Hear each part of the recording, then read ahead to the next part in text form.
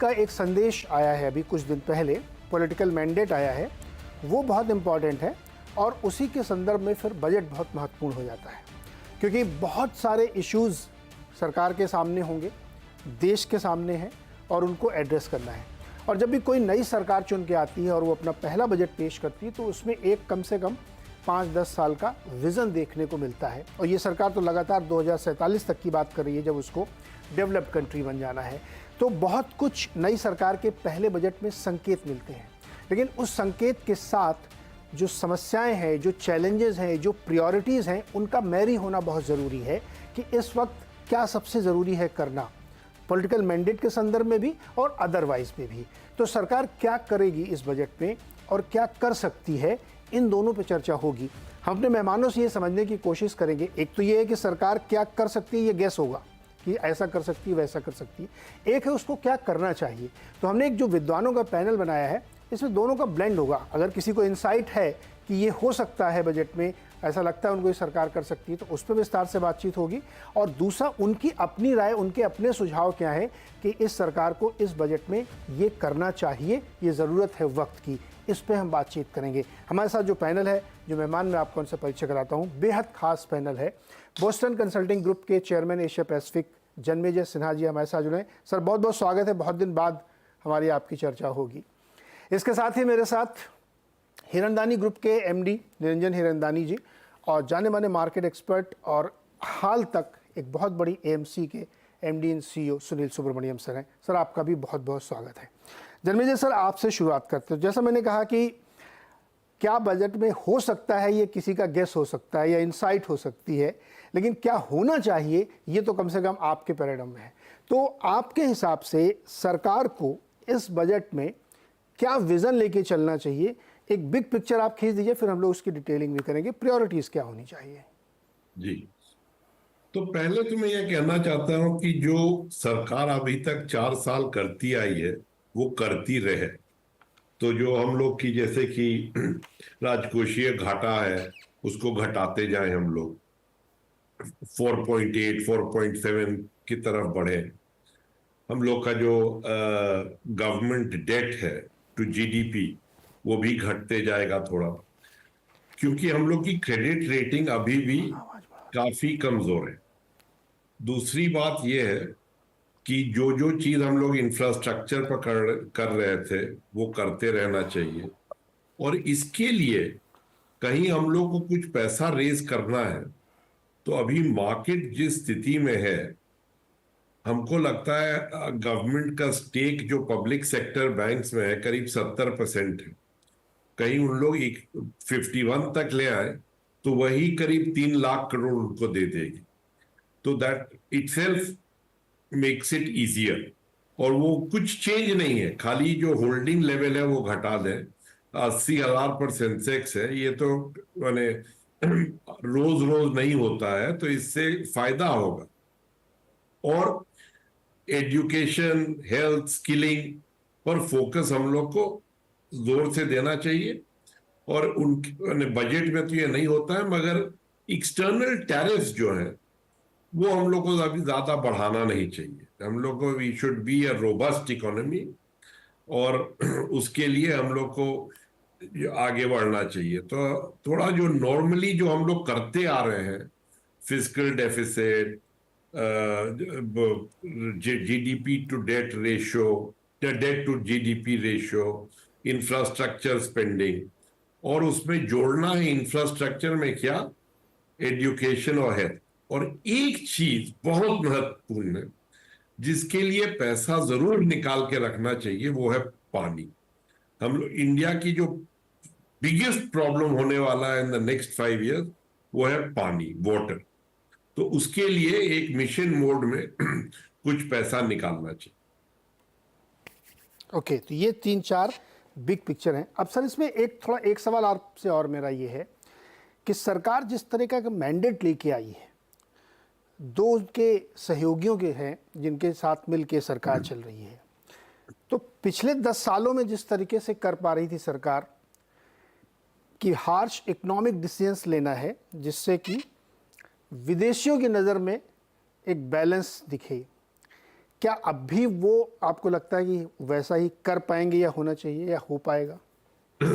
देखिए, तो मैंने तो लेबर पर नहीं बोला कुछ, मैंने तो लैंड पर कुछ नहीं बोला। मैंने जितने बड़े बड़े रिफॉर्म पर तो कुछ नहीं बोला। मैंने तो खाली बोला जो करते आ रहे हैं वो करते रहना चाहिए। हम लोग फिजिकल डेफिसिट को अच्छे से मैनेज किए हैं, उसको मैनेज करते जाना चाहिए। जीएसटी का पैसा बढ़ते जा रहा है, जीएसटी में भी थोड़ा रिफॉर्म चाहिए कि 3 रेट आ जाए। और हमको तो ये लगता है इससे बेहतर मौका नहीं है 2 लाख करोड़ लेने के लिए। पब्लिक सेक्टर बैंक को 51% तक तो ले आइए, उसमें तो कोई चेंज नहीं आता है। तो उससे उससे भी थोड़ा फ्लेक्सिबिलिटी आ जाएगा। कहीं अमरावती बनाना है तो उसको बना सकते हैं। तो हम ये बोलना चाह रहे हैं कि कोई कोई रिफॉर्म के बारे में तो बात नहीं किया है मैंने। इंडिया की जो आर्थिक स्थिति है वो काफी बेहतरीन है आजकल, और वो बढ़ते जाने वाली है। तो इसके लिए कुछ इसको ऐसा नहीं करना चाहिए जो इसको अपसेट कर दे।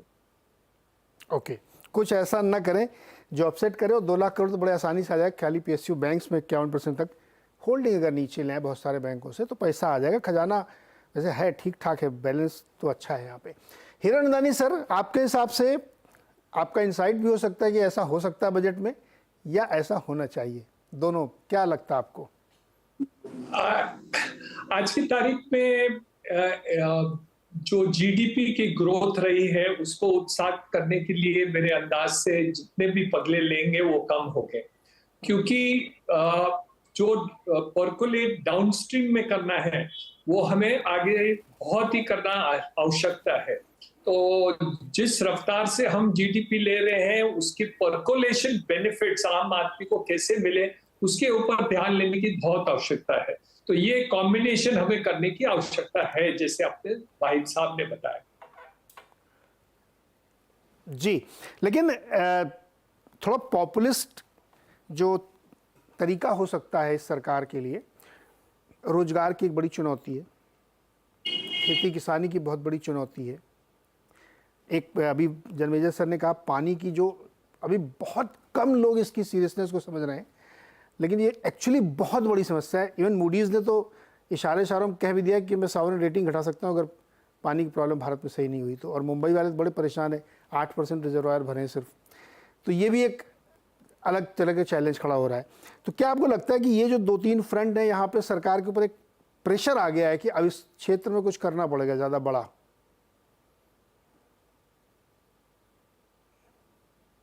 हिरंदानी सर, आपसे पूछा है। सॉरी, नहीं मैं नहीं समझा, सॉरी नहीं सुना। मैं कह रहा हूं कि जो 2 एरियाज हैं जिस पे सरकार को अभी पॉलिटिकल झटका लगा है, एक रोजगार की बहुत बड़ी चुनौती थी जिसको विपक्ष ने उठाया, और दूसरा एग्रीकल्चर वाले में भी ये चैलेंजेस हैं, और ये बहुत बड़े चैलेंज इनके सामने आने वाले हैं। क्या आपको लगता है कि थोड़ा टिल्ट सरकार का उस तरफ होगा, पॉपुलिस्ट? नहीं, 5 साल की सरकार है तो मुझे नहीं लगता है कि उनको लॉन्ग टर्म का तो पोजीशन लेना ही है।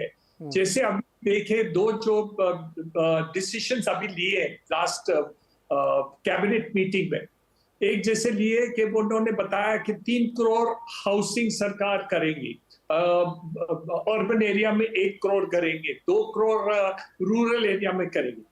तो वो तो लॉन्ग टर्म बेनिफिट है और उसका शॉर्ट टर्म इफेक्ट भी आएगा। तो मेरे अंदाज से ऐसे डिसीजन उनको लेना है कि दोनों विजन, लॉन्ग टर्म 5 साल की विजन भी देखना है और शॉर्ट टर्म विजन भी देखना पड़ेगा कि उनको शॉर्ट टर्म बेनिफिट भी मिल जाए। जैसे अभी इलेक्शंस आ रहे हैं महाराष्ट्र में, वैसे आएगा तो वो हम लोकल जो लेवल पर विचार है उसके कारण हमें दोनों हिसाब से करना है, और शायद ये कर पाएंगे क्योंकि जो लॉन्ग टर्म होते हैं, जैसे अभी बॉम्बे के देखिए इंफ्रास्ट्रक्चर हम देखते हैं, 300 किलोमीटर मेट्रो रेल का कंप्लीशन ये 2 साल के अंदर कर लेंगे। तो वो दोनों लॉन्ग टर्म और शॉर्ट टर्म दोनों इफेक्ट शहर में आ जाएंगे। तो ये मेरे अंदाज से दोनों हम विचारधारा साथ में रखते हैं तो वही सरकार, केंद्र सरकार कर सकती है और हो जाएगा। जी, सुनील सर, आपकी क्या उम्मीदें हैं बजट से? क्या हो सकता है, क्या होना चाहिए? क्या हो सकता है और क्या होना चाहिए, ये पहले मैं नहीं, जैसे मैं बताऊं, हमारे जो रिपोर्टर हैं लक्ष्मण रॉय, वो रोज एक खबर लेके आते हैं कि इस बार मिडिल क्लास को खुश करना है, कुछ टैक्स में ट्विकिंग होगी, सरकार समझ रही कि मिडिल क्लास बहुत गुस्सा है, उसके लिए कुछ नहीं किया पिछले 10 सालों में, बल्कि उससे वसूला ही है। और प्रधानमंत्री जी ने स्वयं अपने एक इंटरव्यू में कहा भी है कि मिडिल क्लास को इस बात से खुश और गर्व होना चाहिए कि उनकी वजह से बहुत सारे लोगों को फायदा मिल रहा है। तो उन्होंने कहा कि भाई कब तक गर्व करते रहेंगे, अब कुछ हमको भी चाहिए। तो ऐसे हल्के हल्के इशारे मिल भी रहे हैं। देखिए, मेरे ख्याल में ये बजट में जो होगा वो होगा नॉन कंट्रोवर्शियल रिफॉर्म्स ही इम्प्लीमेंट किए जाएंगे।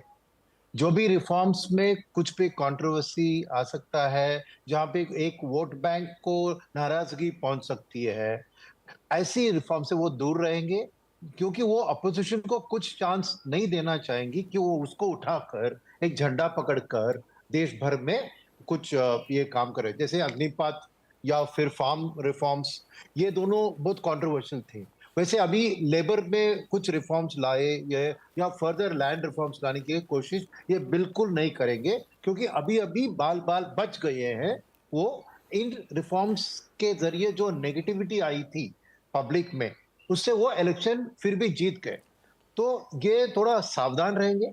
अभी रिफॉर्म्स करेंगे जैसे रिन्यूएबल एनर्जी पे, जहाँ पे कोई लोगों के ऊपर कुछ असर नहीं आता है। रिफॉर्म्स करेंगे